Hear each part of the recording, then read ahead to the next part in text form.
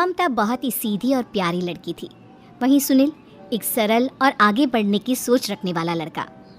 सुनील, बेटा सुनील कहाँ है? अरे ज़रा एक गिलास पानी तो दे दो। हाँ माँ, अभी आया। क्या माँ, पानी तेरे सर के पास ही तो रखा है, क्या हो गया है? तबीयत खराब है क्या? अरे नहीं नहीं, वो उठने का मन ही नहीं कर रहा था, तो देखा ही नहीं। वैसे क्या कर रहा है? यहाँ बैठ ना मेरे पास। माँ पढ़ रहा था। वो क्या है ना, नौकरी में तो वक्त नहीं मिलता, अब ऑफिस से घर आकर ही तो वक्त मिलता है। अच्छा ठीक है, पढ़ ले जा बेटा। सुनील पढ़ लिख कर और आगे बढ़ना चाहता था, लेकिन माँ की तबीयत खराब देखकर सोचता है कि शादी ही कर ले। कब तक माँ का ख्याल वो अकेले रख पाएगा? तो एक दिन, माँ ये ममता है, मैंने इससे शादी कर ली है। तुम्हारी तबीयत भी ठीक नहीं रहती, तो मैंने सोचा शादी कर लेता हूँ। घर संभालने वाली और तुम्हें संभालने वाली कोई आ जाएगी तो अच्छा रहेगा। माँ अचानक से सामने बहू देखकर हैरान रह जाती है। बेटा ये क्या बात होती है? न बैंड, न बाजा, न दहेज, न शगुन, ऐसे कैसे बहू आ गई? माँ तू तो जानती है, मैं नौकरी के साथ पढ़ाई कर रहा हूँ, तो कहाँ से इतना पैसा बचा पाता कि धूमधाम से शादी करता। वैसे भी माँ, लोग तो आकर खाकर निकल जाएंगे, इसलिए बस वैसे ही। माँ जी, मैं आपका ख्याल रखूंगी। वैसे भी ये आगे की पढ़ाई कर रहे हैं, अच्छा कुछ कर गए तो सबके दिन फिर से अच्छे आ जाएंगी। सास को ममता की बात ठीक तो लगती है, लेकिन मन में कहीं ना कहीं लगता है कि कहीं बहू बेटे को लेकर फुर्र ना हो जाए और फिर तो वो रह जाएगी अकेली। बेटा देख, मेरा जो कुछ भी है वो सुनील ही है, और सुनील का भी अब इस दुनिया में मैं ही हूँ और कोई नहीं। क्या सुनील? बिल्कुल माँ, लेकिन आज से ममता भी मेरे जीवन का अहम हिस्सा है, जैसे तू है।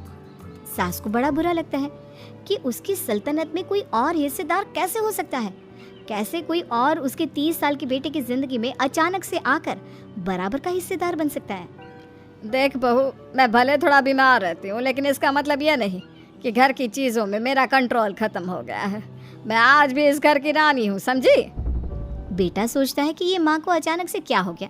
कल तक जो माँ कहती थी कि जिंदगी का कोई भरोसा नहीं, वो अचानक से जंग के मैदान की झांसी की रानी कैसे बन गई? माँ क्या हो गया है? सब ठीक है ना? अचानक कैसी बात कर रही हो? ममता का आज पहला दिन है, स्वागत करो उसका। आसपास की आंटियों को बुलाओ, नई दुल्हन की मुंह दिखाई करवाओ। खैर, सास होने का फर्ज निभाती है और बाद में एक सहेली के साथ बाहर निकल जाती है। क्यों री, बताया नहीं कि बेटे का ब्याह कर रही हो? वैसे तो सारा दिन हम ही में घुसी रहती हो। अरे मुझे भी तो अभी पता चला, यूँ अचानक सर पर लेकर आ गया। कहता है बहू है माँ तुम्हारी, अब इसको भी इतना ही मैं प्यार करता हूँ जितना तुझे करता हूँ। लो जी, ये क्या बात होगी? क्यों इतना प्यार करता है? अरे माँ का प्यार तो ज्यादा होता है। अब उसको तो कोई दूसरा पति मिल सकता है, लेकिन तुम ही बताओ, क्या माँ की ममता किसी और की हो सकती है? ना जी ना, बेटे को समझाओ ये बात। अरे क्या समझाऊं, मुझे तो खुद ही समझ में नहीं आ रहा कि क्या हो रहा है। जो बेटा कल तक माँ माँ करता था, अचानक से बीवी बीवी का राग आलाप रहा है। देखा, उसकी बीवी ना सुंदर और जवान है। सुंदरता के आगे तो एक से एक नहीं टिके, तो तेरा बेटा किस खेत की मूली है? सास को भी समझ में आ जाता है कि बहू की सुंदरता के आगे माँ का प्यार किसी काम का नहीं। उधर बीवी, ए जी, अम्मा जी सहेलियों को छोड़ने गई थी, अभी तक आई नहीं, हम देख आए क्या? अरे रहने दो ना, आ जाएंगी। कहाँ जाएंगी, उनकी आदत है, एक बार जाती है तो पूरी पंचायत खत्म करके ही आती है। अच्छा ही है, खाना वाना खा कर गई होगी। छोड़ो ना, घूमेगी तो खाना पचेगा, नहीं तो ऐसे ही खाट पकड़ लेगी। बहू भी शांत हो जाती है। उधर सास सोचती है कि आज थोड़ा देर से ही घर जाती हूँ, जब बेटा परेशान होकर ढूंढेगा तब मजा आएगा। बीवी को खुद ही पता चल जाएगा कि माँ के आगे उसकी दाल नहीं गलेगी। लेकिन वहीं दूसरी ओर घर पर, ए जी, माँ जी अभी भी नहीं आई। हमको तो घबराहट हो रही है कि क्या करें, जाकर पता करें किसी के घर। अच्छा, कहाँ जाओगी ये भी बता दो। पहला दिन है तुम्हारा इस घर में और एक ही दिन में मोहल्ला छानोगी क्या? हाँ, तो आप भी तो नहीं जा रहे हैं ना, हमको फिक्र हो रही है। अरे यार, ये रोज का है अम्मा का, खाओ और सो जाओ। बस फिर क्या था। बेटा बहू खाना खाते हैं और कमरे में सोने चले जाते हैं। उधर जब सास को कोई देखने नहीं आता तो वो हार कर घर आ जाती है, जहाँ वो देखती है कि सारे घर की लाइट्स बंद है। सास को गुस्सा आता है, बहू, ममता बहू कहाँ हो? लेकिन सारे दिन की थकी बहू को ऐसी नींद आती है जैसे किसी ने भांग की गोली खिला दी हो। वो तो नहीं उठती। उठकर आ जाता है बेटा। अरे क्या बात है अम्मा, काहे चिल्ला रही हो? अरे सो जाओ ना, सुबह की थकी है बहू, वो सो रही है, जोर से बोलोगी तो नींद खुल जाएगी उसकी। माँ को गुस्सा आ जाता है। फिलहाल तो सो जाती है, लेकिन मन ही मन ढेर सारा जहर बहू के लिए भरा होता है। सुबह बहू चाय बना रही होती है कि सास धीरे से गैस तेज कर देती है, जिससे चाय का बर्तन जल जाता है। और जैसे ही बहू चाय का बर्तन उठाती है, उसका हाथ जल जाता है। मेरा हाथ जल गया। वो जोर जोर से चिल्लाकर इधर उधर भागती है कि सास थोड़ी देर में उसके हाथ में पानी डाल देती है। हाय रे बहू, क्या कर रही हो? पहली बार रसोई छुई हो क्या? सासू माँ, गलती से गैस तेज रह गई थी और बर्तन जल गया, जिससे मेरा हाथ जल गया।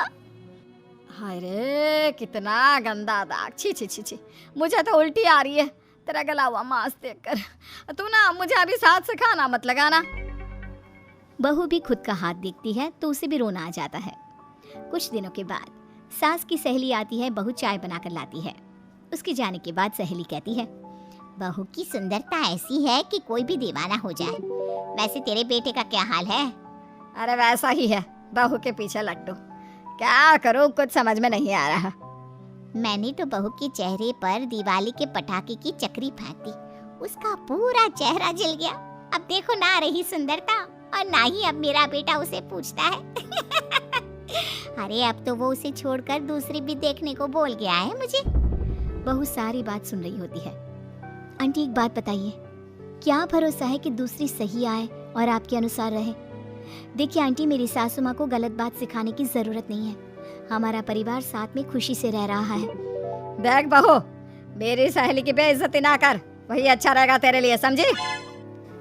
बहू नहीं मानती है। वो बार बार उनकी सहेली को घर से निकल जाने को कहती है। तभी सास की सहेली पास के चूल्हे से लकड़ी लाकर बहू के चेहरे पर लगा देती है। बहू जोर जोर से रोने लगती है। अरे ये क्या कर दिया?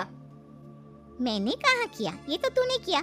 तू ही नहीं चाहती थी कि बहू बेटे के साथ रहे, भला मैं क्यों करूंगी? मैं तो चली, निपटो अब। बहू रो रही होती है, दर्द से चिल्ला रही होती है, लेकिन सास उसे डॉक्टर के पास नहीं ले जाती। तभी पति आता है। क्या हो गया ममता? ये दाग कैसे लगा? तुम कैसे जली? ममता कुछ नहीं कहती, बस दर्द से करा रही होती है। पति माँ की तरफ देखता है। हो ना हो माँ, ये पक्का आपका काम है। आप ही ममता से जला करती थी ना।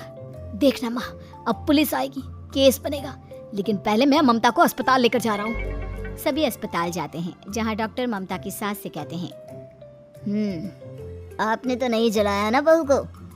अब ममता की सास के तो पसीने छूट रहे होते हैं। वो घबरा कर कहती है, ना ना डॉक्टर साहब, कैसी बात करते हैं? हम क्यों जलाएंगे अपनी बहू को? डॉक्टर ममता के पति से पूछते हैं, देखिए, क्योंकि ये ससुराल में जली है तो मामला पुलिस का बनता है, तो आप पहले पुलिस को बुलाइए, तभी इलाज पूरा होगा। सास डर जाती है कि अब तो बच्ची जिंदगी जेल में ही रहना होगा। रहने दीजिए ना, पुलिस को क्यों बुलाना? सारी हंसी खत्म हो जाएगी जब पुलिस के डंडे पड़ेंगे। बहू को जलाना भले ही बहुत आसान हो, लेकिन उसके बाद सारी जिंदगी जेल की हवा खाना। सास डर जाती है। पुलिस आती है। पास लेटी दर्द से करा रही ममता स्टेटमेंट देती है। तो क्या हुआ था? कैसे जली आप? ममता पास खड़ी सास को देखती है। बेटी बताओ, कैसे जल गई तुम? ओए, काका का किरण वाली शाहरुख, चुप, बिल्कुल चुप। सास चुप। सभी इंतजार करते हैं कि ममता क्या बोलेगी। जी, मैं खाना बना रही थी, लकड़ी उड़कर मेरे ऊपर गिर गई और मैं जल गई। सास बहू की बात सुनकर रोने लगती है। देखा माँ, कितनी समझदार है ममता। ये चाहती तो, हाँ बेटा, ये चाहती तो मैं आज जेल में होती। मुझे माफ कर दे, मैं आगे से अभी कभी ऐसा नहीं करूँगी। बहू के साथ मिलकर रहूँगी, मुझे माफ कर दे।